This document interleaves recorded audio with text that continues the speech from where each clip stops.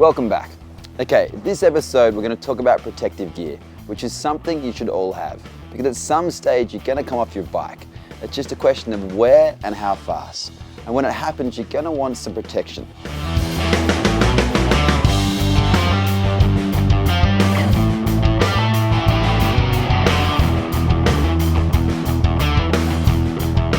So what do you really need protection against? Number one is injury. The second is from not being seen.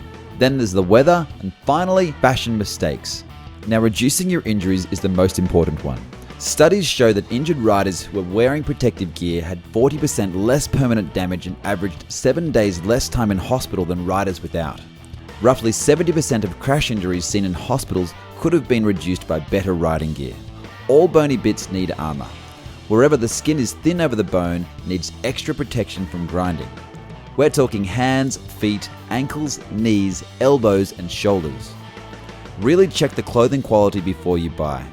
Make sure the armour can't move around, and if you can stretch a seam in the shop, then you don't want it. Let's go over the key stuff. Helmets. Well, it's a legal must-have, so we won't talk much about them. Just make sure it fits your head. And do up the strap. If you don't, it will come off in an accident. Boots and trousers.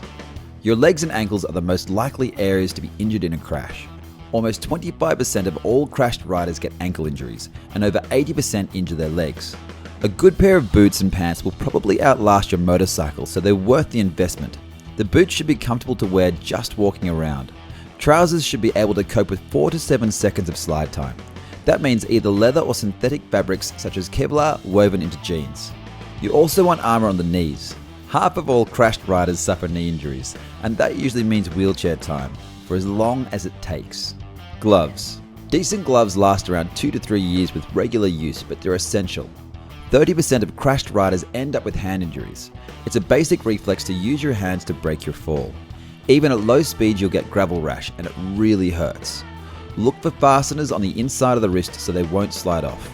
Double stitched seams that won't split. Reinforced palms and armour over the knuckles.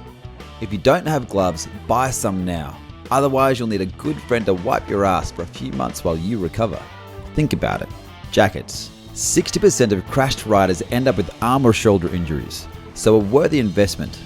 Leather is good for the slide as long as it's well made and it's pretty water resistant as well. But when it's too hot for leather, look for summer jackets. The ventilation will help stop fatigue. Always look for decent shoulder and elbow armour. Waterproofs.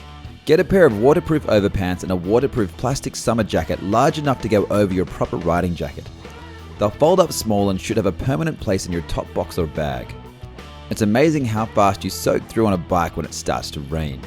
And finally, earplugs. If you ride any serious distance, get some earplugs. The disposables are cheap as chips and really help control fatigue on a long day. Well-designed bike gear will protect you and make you more alert by reducing discomfort, fatigue, and dehydration. Protect yourself. Dress for the ride and the slide, and you'll be a much happier, healthier, and more comfortable rider.